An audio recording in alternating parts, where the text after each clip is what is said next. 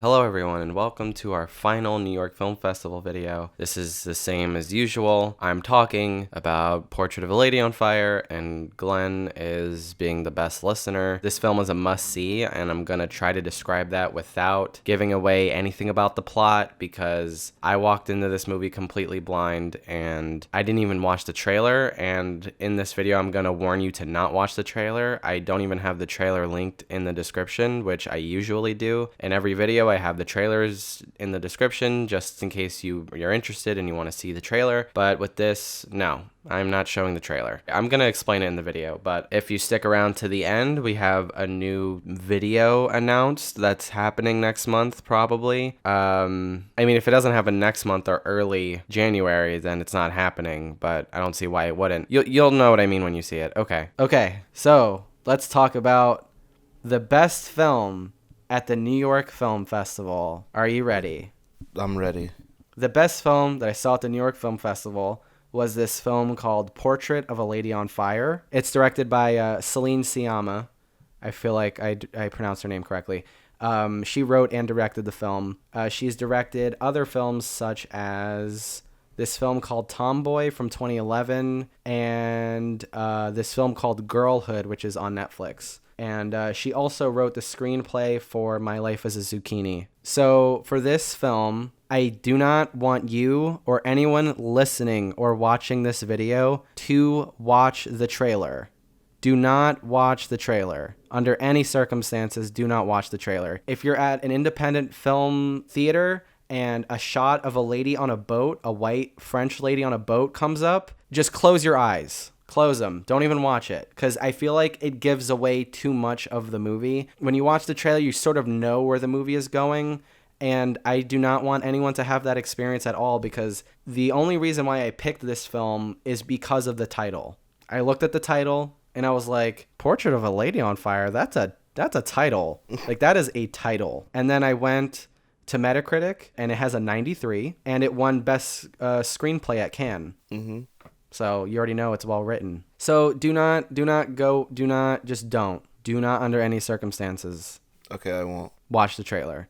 And I'm being really protective about it because this film is very simple in terms of like the main beats of the plot. But the way that it goes about it is so beautiful. This film right now, the way I feel about it, this is up there for one of the best films of the decade. We're going to talk about the cinematography first because, like, it's not the main driving force of why I love this film, but, like, the way that it's done, I'm like, she gets it. But, yeah, so the cinematography in this film is incredible. There's a lot of perspective shots, like shots that you see through the eyes of the main character, and it's done in a very... It's hard to explain. The perspective shots are used to support the plot because there is an element of looking in the actual sequence of events. And the way that it's used, it's so piercing and you feel these shots, and the colors as well. Like, the colors are very saturated. The blues are very blue. The oranges are very orange. The greens are very green. Not in like a Pedro Almodovar way. It's mostly natural lighting. So a lot of the film is candlelit during the night scenes, and the day scenes are natural lighting through windows and stuff. Because it's a period piece. It takes place, I want to say, in the 18th century. I really don't know. It's back when painting was the shit, because this movie is called Portrait of a Lady on Fire, so there's painting. Mm-hmm. So and also with the cinematography, it elevates so many scenes. There's a scene in the film where two characters are talking, and it's just them talking, and they're very close to each other in the frame, and so much tension. And it's not like Uncut Gems tension. It's a different kind of tension, but like it's so palpable. I feel like if any other director had that scene, they would have done shot, reverse shot, or a push in, or the camera moving around the actors or whatever. But nope, the camera is just still and it's just capturing the moment. It's a portrait. It's literally a portrait. And it works for that scene in the same way like handheld works for Beanpole so well. Painting is an element in the film. So having your movie shot like a portrait works. And especially in a scene like this where tension is building, you don't want to break the momentum of the actors. and it works so well. The cinematography is fantastic. It's some of the best cinematography this year, and it probably won't get nominated because I don't think that France submitted this for the Oscars this year, which shame on them. The editing is really good in this film too. Like I said, the film, it's very measured, and it's not... There's very few moments where there's a lot of harsh or quick cutting or like quick movements or quick. It's very measured, and the editing very much supports that. With a lot of films from Europe, when I'm watching a film and there's a cut in the scene, or there's a cut, and the scene ends, it feels like, okay, this is all they shot and they're just showing it. Like, I don't feel like there was a lot of coverage. But with this film, I very much felt the presence of the editing. I felt like the scenes were cut at the perfect time. A character would have the time in a shot where you heard them listening, you heard them respond, and then you heard them listening to the response of what someone was saying. Mm-hmm. The pace is very consistent, and it was just perfect. Like, every choice in this film, it feels like this is the only way it could be with this story. The acting very much, I feel like, supports that as well. Like, the acting in this film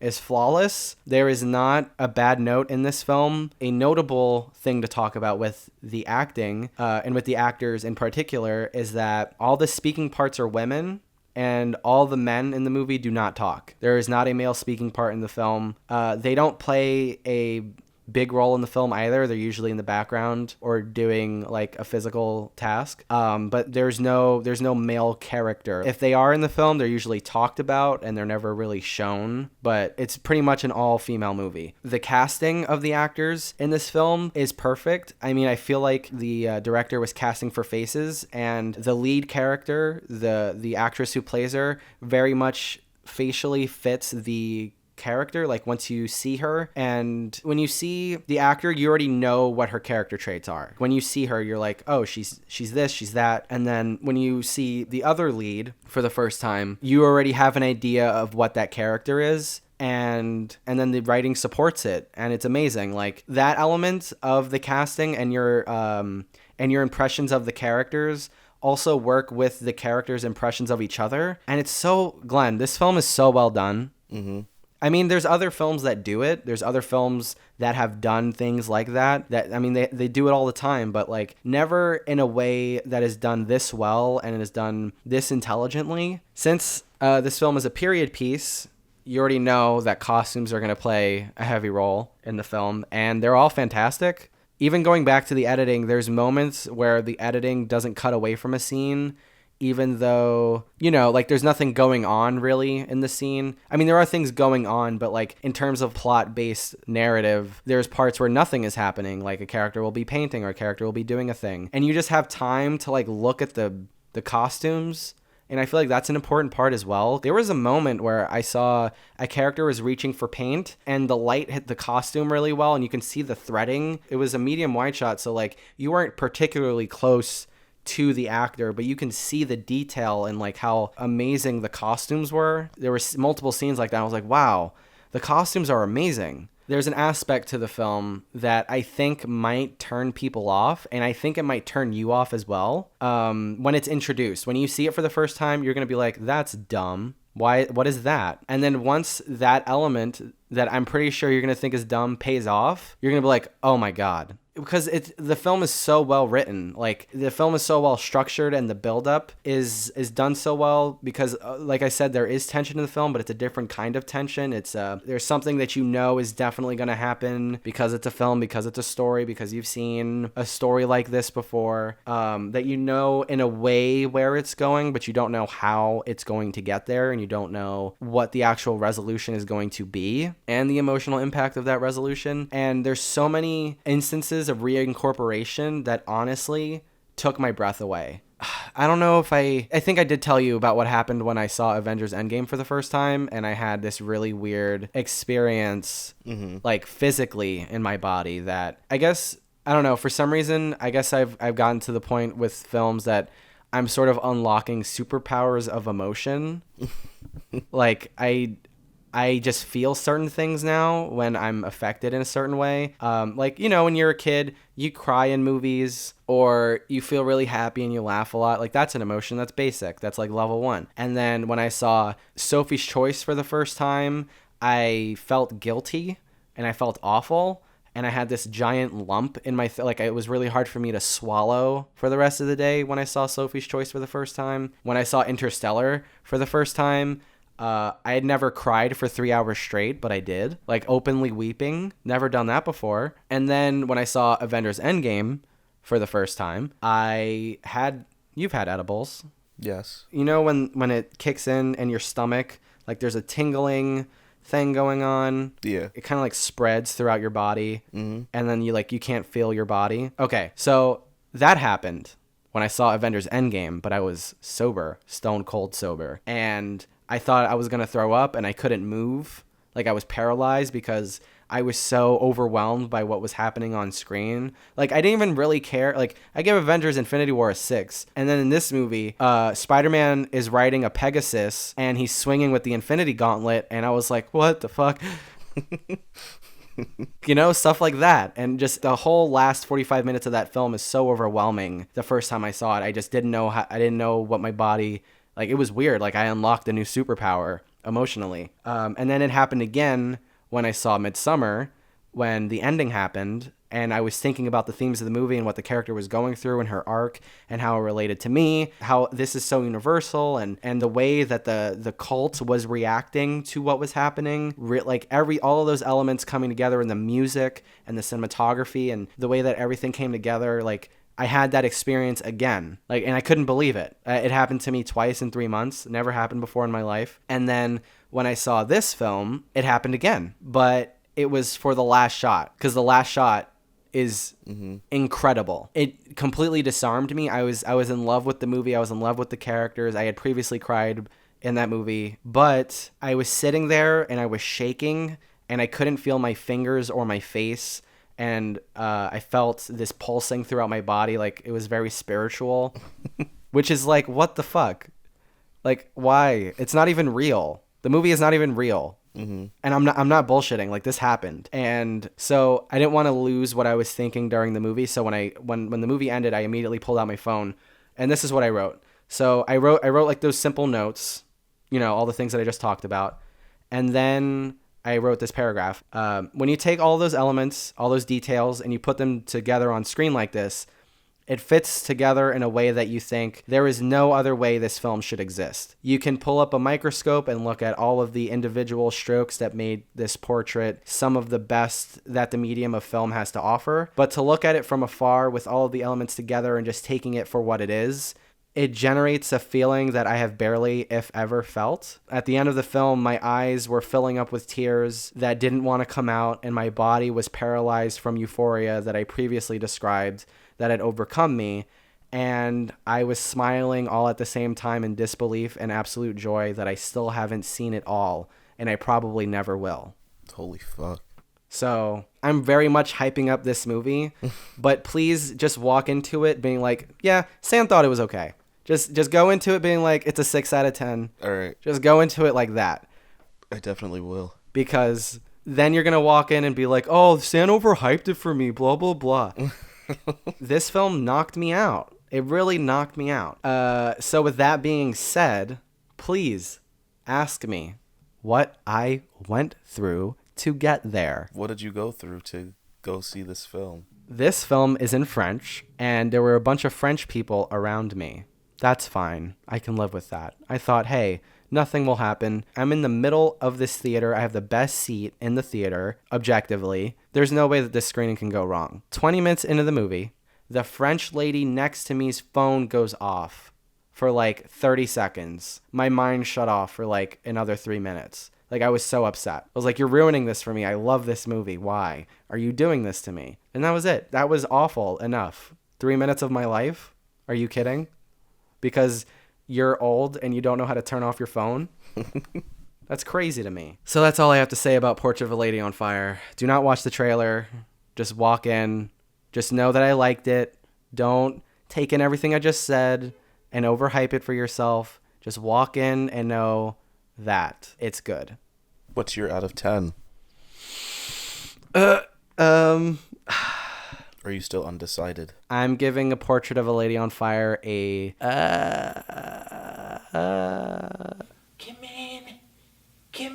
9 out of 10. I thought I was going to give it a 10 as soon as I saw it, because of the emotional reaction I had. I feel like that's more than enough to justify the 10. But there's 2 elements of the film that I don't know if I perceived it right or if it just went by me really quickly and I wasn't paying full attention to that one element. There's a couple of scenes at night, and most of them there's no moonlight, there's no nothing. It's just the windows are black and there's just candlelight lighting the scene. But in 2 scenes that I can remember, there was a blue moonlight shining through the window. And from what I remember, I don't think those scenes were supposed to be surrealist. And it kind of bothered me. I'm like, why is that there? This is not this movie. I don't understand why it's there. So like that's the little thing that got me. And then there was a scene where someone is singing. Well, multiple people are singing. And I think that some of the people's voices were out of sync, but I don't know for sure. I just have to rewatch it because the camera was moving at a pace that I couldn't like zone in on their mouths because I was like trying to pay attention. I was like, is this being sung live? I don't know. So those were the only 2 things, and they were minor, but like a 10 is flawless on every level. There's nothing that I dislike. It's just amazing. It adds so much to the form. It's a 10. You can't get better than this. So I definitely have to rewatch the film to make sure that it is a 10. But I don't know. So for right now, Portrait of a Lady on Fire is a 9. All right. That's good. So that's the closest I have ever been to a 10, putting that out there on this channel. You've given out 2 10s. You gave out a 10 to The Dark Knight. Yes. And you gave out a 10 to Spider-Man Into the Spider-Verse. Yeah, I did. Yes, I did. Yeah. This film also comes out December 6th. So for the December video, I will rewatch it. And I'm going to redo my score, probably, maybe. I don't know. Maybe it'll stay at a 9. For now, it's a 9. It could be a 10. But yeah, this film messed me up, Glenn. I was a mess. So yeah, that's it. Those are the movies. Yay. How do you feel? I have a lot of movies I have to watch to know true art. Should we announce the underrated list? Just because it's going to be like the same format, more or less? Yeah, we could. YOLO. You go on the internet, you go on Twitter, you go on Facebook, and you see top 10 best films of the year, right? And all those lists are usually trash because they're trash and they're not our list. And so, we're not going to do a top 10 best films of the year because we haven't seen every film from a specific year yet. And when we do, we'll make that list and it'll be definitive and you'll know what the true best movies of a certain year are. But there are a ton of films that go unnoticed, right, Glenn? Mm-hmm. Yeah. All the time. So from now on, we're going to be doing an underrated movies of the year list. And since this is the end of the decade, we are also doing an end of the decade list as well for underrated movies that you might have missed. So you don't forget, so you see them. Some of these films are probably going to be on our best films of the year list, but there are a few qualifiers that will not prevent like great movies. Like Moonlight is not going to be on our underrated list because it won Best Picture. Like, come on. So yeah, things like that. So those videos are happening and it'll be probably at the beginning of 2020 or the end of the year. We're going to figure it out because schedules. But yeah. Thank you guys for listening to us talk about the New York Film Festival Sans Experience. Please don't forget to like and subscribe and to share with your friends and also to watch these movies, please. Yeah, and to get Lincoln Center to give us free tickets from now on. Yeah, come on, Lincoln Center. What are you doing? Yeah, press passes. Let us do it. Yeah. Yeah, you want all this exposure? Look at all these subscribers we got. All right. Bye-bye. Bye. Have a great day, guys.